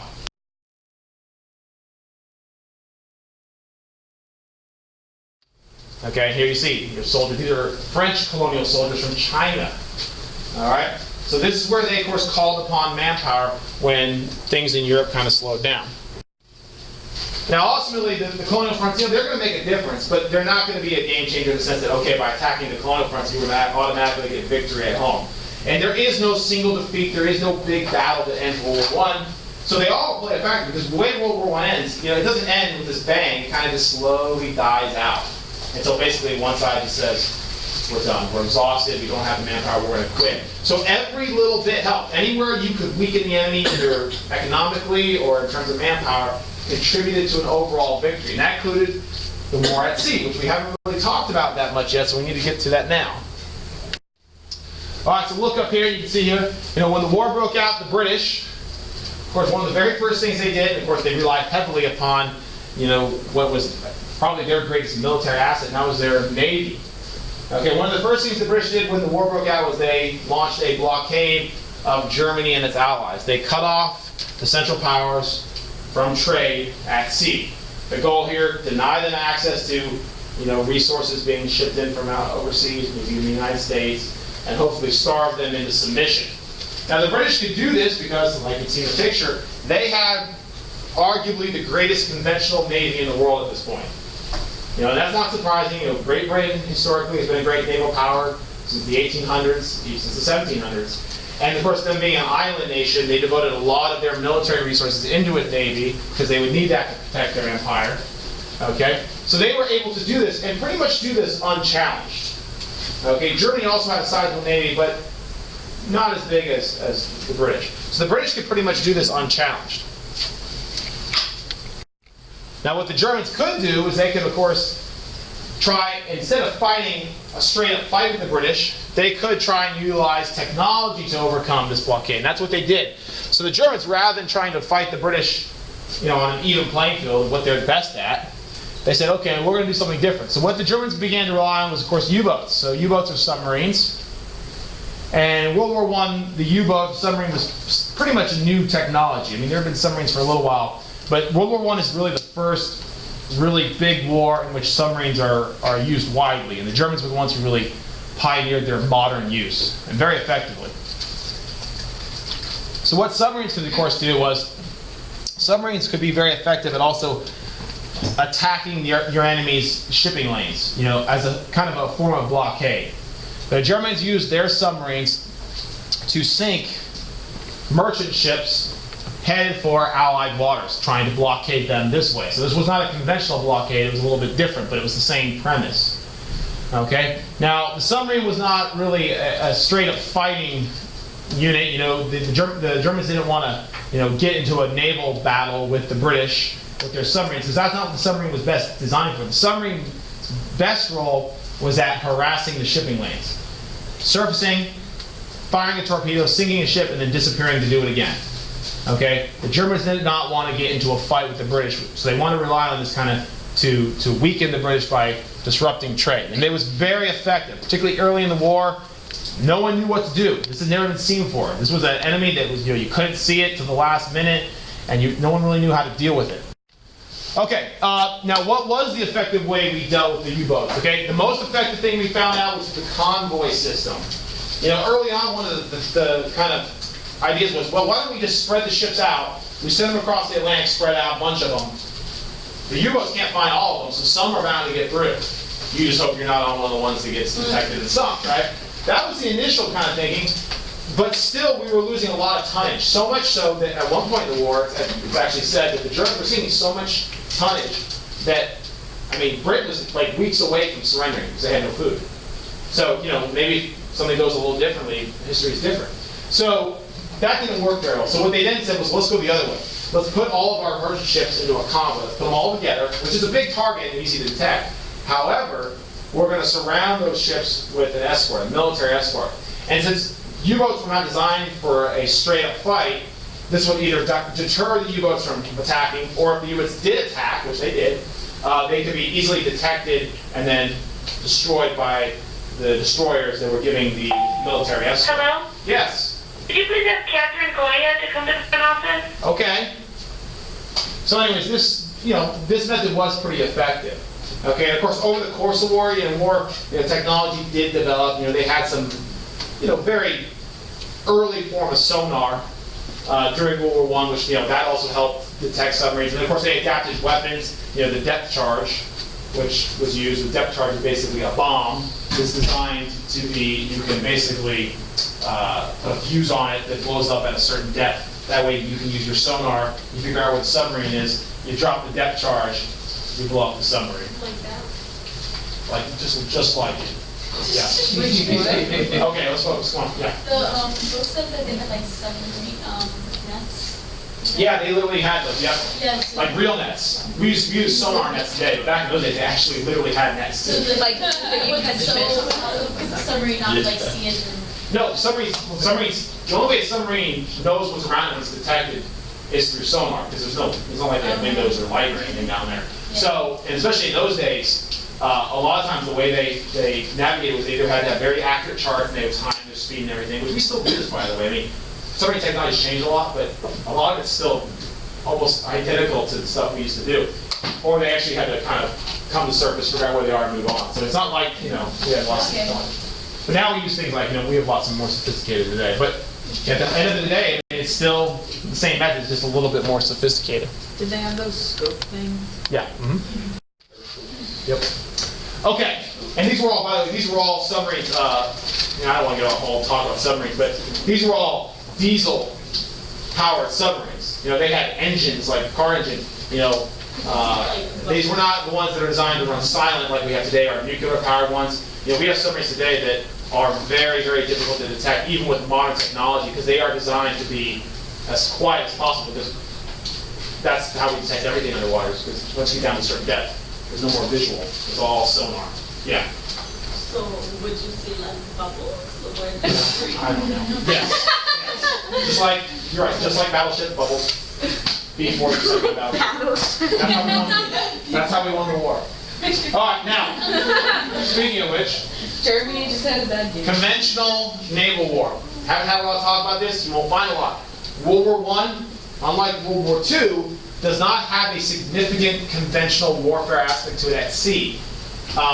There would be small engagements here and there. There's really only one really large-scale naval battle in the entire war. And the reason why is because, both sides kind of just mostly accepted that, look, the Allies had the edge when it came to conventional naval warfare, so they kind of just said, we're not going to even challenge them. The exception being this one big battle, the Battle of Jutland, which is 1916, which is largely a battle between the German fleet and the British fleet. And even though the battle was fairly even, when you talk about actual losses, there was no clear winner when you talk about losses. But at the end of the battle, the German fleet withdrew back to port, and there they pretty much remained for the remainder of the war. The Germans basically said, look, this is it. This is our Navy. If we lose this to the British, that's it. We can't replace it. We don't even have the threat of a Navy. At least the threat of a Navy could keep the Allies at bay. Okay? So at the end of the battle, the Germans withdrew. And for pretty much the remainder of the war, the Germans and the Central Powers just abdicated, British naval supremacy to the British. They said, look, you guys have it. We're going to focus more on this kind of unconventional submarine warfare. We're not going to try and fight you in a straight-up fight, because that plays into your favor. Because, of course, the British, they were the naval power of the world. But this was not a war that was going to be won at sea. I mean, certainly blockades had a huge impact on the war, but both sides were giving blockades without using conventional warfare. The British had theirs, the Germans had their submarine blockade, and they were very content to maintain that. Okay. Come on. You got work to do? You don't have any work to do? Okay, well, you sit back there. I don't care which one. And then you can sit over here. So just sit quietly, please. Okay, so that's that. Any questions on the Battle of Jutland? No? Okay, so let's get into the next thing. U.S. Okay, I've got to talk about this. We've kind of talked a little bit about what's coming in, but we haven't really gotten to it. And of course, this part here is review for you guys because this is the only thing we really focused in on last year. Okay, because that was, of course, U.S. history class, and that's what we needed to focus in on. So now we're going to review this. Of course, when war broke out in 1914, we immediately declared neutrality. President Wilson famously said, look, all good American citizens will remain impartial. Now, were people actually impartial? Not so much. People had their allegiances. But of course, when the Germans invaded Belgium, at least when it comes to American opinion, there was no neutrality anymore. Americans turned against the Central Powers after we heard, of course, the British propaganda about, the atrocities in Belgium, whether they were exaggerated or not. That's what we decided. So anyways, the real big threat to American neutrality wasn't that, but the real big threat to American neutrality was German U-boats. Because that was the thing that was actually directly threatening American lives. German U-boats were sinking American ships. They were killing American sailors. Okay? And that could not go on without us eventually somehow being pulled to war. As much as we wanted to sit this one out, and I mean, when you really look at it, we really tried. I mean, we really had a lot of patience. We sat through 3 years, okay, of German submarine warfare in which we lost many American lives and we did nothing. Okay, until basically there was no more ignoring it. We had to do something. So, unlike in some other conflicts where, our willingness to go to war may have been in question, World War I, it's pretty cut and dry. I mean, we have about as much tolerance as any nation could possibly stand. So, we can feel pretty good about this one. I mean, hey, we got to feel good about the ones we can, because they aren't all good. So obviously, the big example of a ship is Lusitania. Now, some people tend to think, oh, Lusitania, that was the only one, or was the first one, or the last. It wasn't. Lusitania was not the first American ship to be sunk. It was not the last. But it was really the first big incident in which there was a lot of loss of life that really kind of called Americans' attention to it. So the Lusitania, this was a passenger ship. This wasn't even a cargo ship. Okay, most of the ships being sunk were cargo ships because, of course, they were trying to, prevent resources from getting in. These were just simply people trying to cross the ocean, trying to get to Europe. So when a German U-boat sunk the Lusitania, killing over 1,000 people, okay, over 100 of which were American, I mean, obviously people were very mad. Okay, even though we had lost Americans previously, this was such a big number. It's kind of like when we talk about the gun violence. There's every day someone's killed. But when we have these high-profile massacres, then people really take notice. And that's kind of what the Lusitania was. It was like, whoa, this is, over 100 people died. These people were just trying to go to Europe. And worst part was the German U-boat. It surfaced, fired. There was no warning. They just shot them down. Okay, what we call unrestricted submarine warfare, meaning targeting civilians without warning. Anyone who approaches enemy waters, you get sunk. So the Lusitania was kind of the thing that started to really turn American opinion against the Central Power. Now, we still were not ready for war, but we were starting to make rumblings about, look, you keep doing this, you're going to pull us into this fight. And in 1915 and 1916, the Germans did not want us involved because the war was still, just balanced barely evenly in that. And if we came in, that probably would be a tipping point. All right? Now, the one that doesn't get as much attention but probably had more practical effect in the war was the sinking of the Sussex. Okay, the Sussex was another ship that got sunk. And when the Sussex got sunk, once again, we basically made a statement to the Germans, look, this is it. You have got to change your policies or we're going to have to retaliate. And in 1916, with the war being in the state it was, a U.S. entry into the war in 1916 would probably have guaranteed Allied victory. Because remember, Russia's still in the war in 1916. It's a two-front war. The Germans are divided. Okay? So in response to this, the Germans did eventually back down temporarily. They issued the Sussex Pledge. The Sussex Pledge basically said, we will halt unrestricted submarine warfare. The Germans would stop firing upon any ship approaching Allied waters. Instead, they would try to only target certain ships. When possible, they would try to surface and turn ships back. They would even attempt to board ships, inspect them, and make sure that what was coming in wasn't, military supplies and stuff like that. So the Germans still had a submarine blockade, but what happened now is the blockade was not as effective. Because, once again, the value of a submarine is you surface, and before the ship has a chance to run, you fire. With the new rules in place, many ships could get by, they could escape, they could run. There might be a naval escort that now has a chance to respond. It basically made the blockade far less effective. The blockade now was leaky. Ships were getting through. So the Sussex Pledge really was a difference maker when it came to preserving American life. Now it was only temporary because by 1917 the Germans realized with the Sussex Pledge in effect, they might as well not have had a blockade. Too many supplies were getting through. They had to make a change. So in 1917, the Germans go back on their pledge. Starting in February of 1917, the Germans said, we're going back to unrestricted submarine warfare, which means any ship in these waters will be fired upon without warning. And they kept their promise, and once again, American ships were sunk and American lives were lost. Now, why would the Germans do this? This seems like a crazy thing for them to do because they know that we have to respond. We cannot ignore this. So this wasn't, the Germans weren't stupid. This was a calculated decision for them. In 1917, the Germans were coming to the realization that there is a possibility we can win this war, but we're not going to win without a blockade.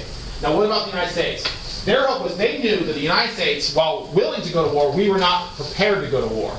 They knew that even if the United States declared war in February of 1917, it would take us maybe up to a year to prepare and get troops into Europe ready to fight. And the Germans are hoping that in that time, they can use their blockade and then, of course, their troops to win a war. Basically, winning the war before the United States can even get into the fight. It's a race against time. The Russians are getting out. The Germans realize this is our moment. We've got to really go for it, all in. So that's why they assume the unrestricted submarine warfare, because they believe it's the only way they're going to win the war, even though they know the United States will probably join. All right, now compounding that, of course you guys already know this. This is probably less important, but it's still important. Our official reason for joining the war is the resumption of unrestricted submarine warfare. But behind the scenes also, another influential factor was the Zimmerman note. You guys know what this is. This is the note, the telegram from Germany to Mexico proposing a secret alliance. They wanted Mexico to attack the United States if we join the war, basically diverting our attention away from Europe until the Germans could win.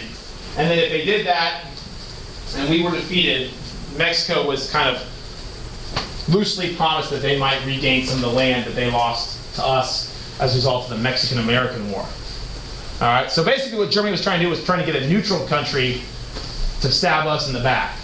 And of course, the only reason this is important is because we got wind of it. British spies intercepted the message, and they were very quick to deliver it to us. And when Americans found out, they were not too happy. So Americans were already calling for some kind of response to this. And then when you compound this with unrestricted submarine warfare, basically we had had enough. So you can see there it is. President Wilson went to Congress and he asked for a declaration of war. His official statement was, we need to go to war to protect our interests. American lives are being lost on the seas. But also he said we needed to fight a war to protect democracy in the world. And that's a key thing. Woodrow Wilson said this would be the war to protect security and democracy for all the world. This was a war for democracy. Now that had never been said to this point. No one had ever said this was a war for democracy. Wilson, by saying that, kind of changed the goal of the war, at least in the Americans' eyes. Now that's also important because he couldn't have said that previously. We could not have joined the war in good faith when Russia was still in. We had to wait till Russia was out because Russia was not a democracy. Russia was controlled by an autocratic czar. That's as far from democracy as it gets.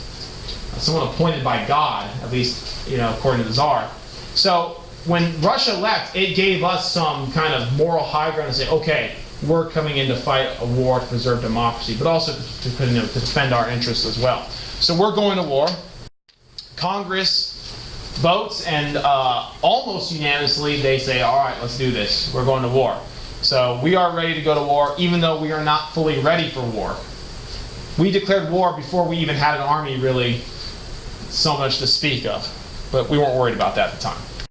All right, so going to war, we needed to raise an army, and of course we called for volunteers, and then we eventually drafted people. All right, so the soldiers that were drafted or conscripted or volunteered to go fight, we refer to them as, they're referred to as doughboys. That's the nickname given to American soldiers. And no one's really 100% sure where the root of this kind of nickname comes from, but it might have been the fact that our soldiers, unlike the ones that have been fighting in the trenches already for 4 years, our guys, they still had a little bit of body fat on them because they had been starving to death. Okay, that's why maybe. I don't know, there's a couple different reasons why possibly. But anyways, we're going to fight. Now, when we declared war, we were not prepared. We did not have enough men, we did not have enough equipment, we didn't have the training. Okay, so we had to play catch up quick, because we knew this was a race against time, because if we did not get in the fight quick enough, the war would be over before we could even get into it. We needed a base of operations to still be there when we got in the war. So we had to raise an army. All right, so our entry does help turn the tide. Now, let's make sure we're clear on this. It's not like we came in and we won a couple battlefield victories and the war was over. There is no major battle that concludes the war. That's not how World War I was fought. It's not how it ends. Okay? World War I just kind of dies out. It's a war of attrition. Someone's going to eventually just say, we've had enough. It's who can endure the punishment long enough. Okay? So we come in and we are a contributing factor to the end of the war, but it has really nothing to do with battlefield victories or battlefield losses. We don't come in and all of a sudden, our entry makes the Western Front starts to collapse. That doesn't happen, not really. Okay? But we are a contributing factor. And the main factor we brought was a couple things. The most important contribution we brought ever throughout the entire war was economic. We financed the war. We carried a very large financial burden, but also it was kind of psychological. When we entered the war, it really took the wind out of the sails of Central Power. Because think about it, they had been fighting now for over 3 years. We really don't even get in the war until, honestly, until 1918, really. And all of a sudden, victory was finally in sight, and all of a sudden, the U.S. comes in. Now, what does the U.S. represent? We represented what appeared to be an unlimited amount of men, resources, okay? Everyone else is exhausted, and now you have this fresh opponent coming in. And we were gung-ho to fight. Our guys hadn't been in the trenches for 3 years. They were excited. They wanted to go fight. Everyone else was done with war. We wanted to be there. We appeared to have an industry that could not be beat. We were the #1 industrial power in the world. We could outproduce anyone. And once that industry got rolling, the Central Powers knew they were doomed. So really, psychologically, our entry into war really killed the spirit of the Central Powers. And they realized that they could continue fighting if they wanted, but really to do so would just be prolonging the misery, because they are going to lose. Yeah. Oh, did the Germans sink like the Lusitania and the Sussex because they thought they were Q ships?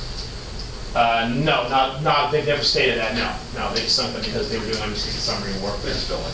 But I'm sure the fact that Q ships were being used probably actually made the Germans more apprehensive and less likely to use softer tactics. I mean, if you think if the enemy starts disguising their civilian ships or their warships as civilian ships, you're not going to take any chances. You're just going to sink ships. So I'm sure the use of Q ships actually, in some ways, backfired. But I don't think they actually thought those two were Q ships. No. All right. So this is kind of a turning point, although it's not a battlefield turning point. It is a turning point in the war.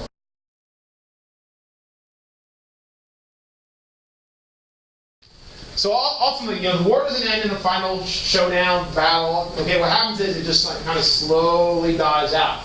So one by one, the Central Powers collapse. So it starts with their weakest power, and then it ultimately goes to Germany, the strongest power. So Bulgaria, they surrender in 1918, September, and in October, the Ottoman Empire, which, the Ottoman Empire was already in shambles going into the war. It's not surprising that they were one of the weaker sides, even though they fought pretty well. Then Austria-Hungary, and then finally Germany was the last one. In November 1918, Germany becomes the last to surrender. Kaiser Wilhelm, he abdicates the throne, he gives up, he actually flees the country, okay? And then a provisional government takes over and says, okay, we're going to agree to stop fighting. Now, there is no unconditional surrender. This is not them saying, look, you beat us, we give up completely, you tell us what happens. One of the reasons why the Central Powers surrendered is because when Woodrow Wilson joined the war, he promised that this would not be a war of victors. He said, we're going to win the war, but when we do win the war, it's not to punish the enemies and to destroy them forever and to make ourselves stronger. It's to simply to preserve life and democracy, and everyone's going to be treated fairly. You know, the Germans surrendered with the belief that they were going to be treated fairly. And they surrendered. They were not beaten. The Germans could have fought on. I think it would have probably been, not a worthwhile commitment, because they're going to probably be beaten in a long, drawn-out war. But the Germans chose to quit. Okay, they chose to do so, and one of the reasons why they chose to do so was they were under the belief that they would be treated more fairly than they were actually going to be treated. So keep that in mind. One of the reasons why the Germans get so angry at the peace treaty is the way it was dictated to them. All right, so on November 11th, the 11th hour, the 11th day of the 11th month, okay, the armistice was not a peace treaty. The armistice that ended the fighting went into effect. All right? So on the Western Front, they literally fought right up until 11 o'clock. At 10:59, they were still shooting. And then at 11 o'clock, the armistice went into effect. And the war was not officially over, but the fighting was. Okay? This was a temporary halt in the fighting, although it will not resume again, so I guess it wasn't that temporary. But it's basically a halt in the fighting until a final peace treaty could be signed. All right, so the kind of unwritten conditions of the armistice, none of these were official yet because nothing had actually been done.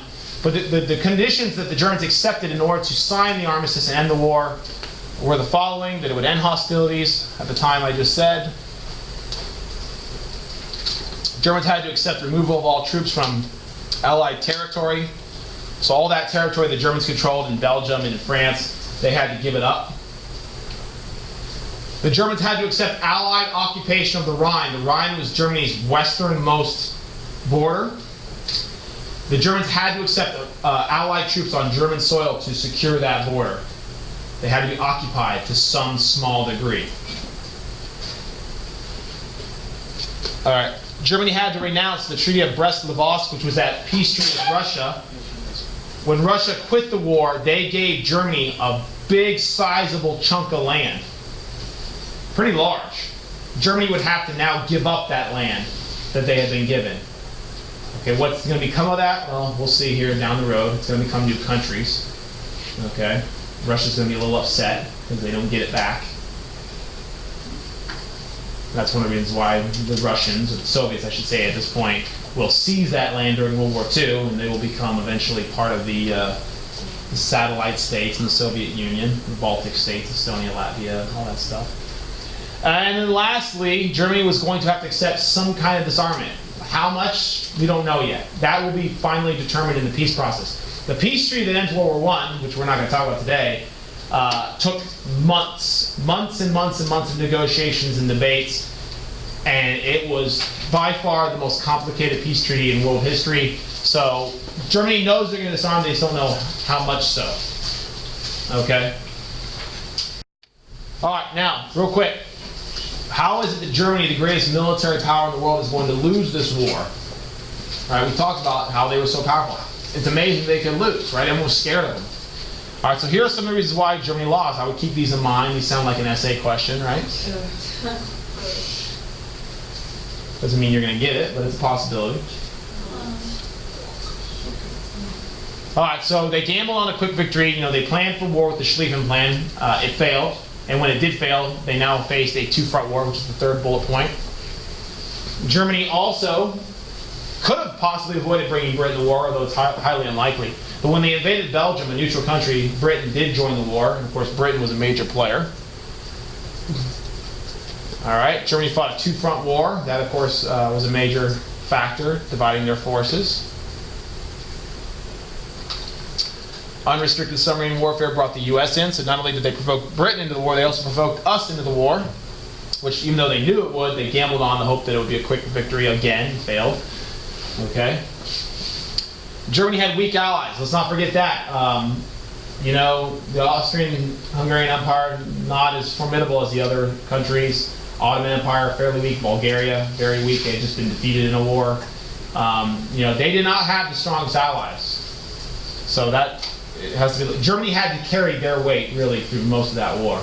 It's actually amazing that they held on for as long as they did, because Germany was really doing most of the fighting. And then lastly, the Allied blockade of Germany crippled them. They could not get supplies in, you know, by sea, so that greatly diminished their ability, and they lost large parts of their empire. Colonies were seized, and they're not going to get them back. Those colonies are going to be spread out and given to other countries as punishment. So Germany's really going to take a hit. This war really destroys Germany. Yeah? Isn't the second Balkan War, was it Bulgaria? Is that the one that That's the one that lost, yeah. What did they get from that? Did this Well, who to get what? like Serbia? They seized land that Bulgaria had. Oh, okay. Just they lost more territory, they were weakened. That's why Bulgaria largely joined the Central Powers. They were angry and they wanted revenge. So, yeah. Would Germany have been better off without like the Ottomans? I don't think it would have been better off at all. I mean, having them as allies, period, helped. It just, you know, their allies were already lesser powers in the world. I mean, Austria-Hungary is arguably the next, you know, in the Central Powers, the next most powerful. But even Austria-Hungary fighting against Russia, Russia was arguably weak. Even the Austrian-Hungarians couldn't defeat the Russians, even though the Russians were so outgunned. The Russians just had so many men, they could actually, only Germany was really capable of really carrying their weight. Although, to be fair, the Ottoman Empire, I mean, they did manage to keep the Dardanelles closed, which contributed to the Russian loss. So, you know, there's a lot to be said there. All right, what about why did the Allies win? You say, wasn't it the same thing? No. We just talked about why the Germans lost. What did the Allies do positively? If you want to look at it from that standpoint, more men and resources. Okay? We can claim some credit for that. Control of the seas. That's largely the British. The Allied economies mobilized for war more efficiently. We're going to talk about that more next week, but World War I would say it's fair to say the Allies had a better understanding of modern warfare and total war and industrial war, and they used that to their advantage. Not that the Central Powers didn't either understand, they did, but I would say the Allies did a better job. Okay, so they had a greater understanding of modern warfare, they also mobilized more. And of course, the timely arrival of the United States, we got in right when the time was right when the Russians were getting out. That is also a major factor. Although it's not the sole factor. I have to make that clear. It's not like we came in and just, hey, all right, war's over, save the day. It was good timing, though. Very good timing. Okay? I will say this, you know, we played a major factor in helping the war, mostly economic. But unlike World War II, you know, World War I, we don't have so much of a battlefield presence. World War II, on the other hand, we do claim a lot of the credit for battlefield victories in the Pacific. So when we talk about World War II, the American involvement in that is much more significant than in World War I. World War I, we were only there for like literally the last 6 months of the war. But that was good because our battlefield losses, I mean, we were lucky. Everyone else had millions of casualties. Ours were, you know, much less. We were just over 100,000 really dead. Okay, more casualties. But anyways, that's low. That's really low for World War I. I mean, the British lost 1 million people in like 6 months. You know, and we lost like 100,000 in our entire time there. So I'm glad that we were not there the whole time because we lucked out. All right, we're almost out of time, so let me just really quick run through this so everyone has at least been made aware of this. Okay, technology. World War I is considered to be one of the first modern industrial wars. I'm pretty sure you're all fairly aware of this stuff. Real quick, poison gas. I don't think there's much I need to say about that. We already know how bad it was and how it was used.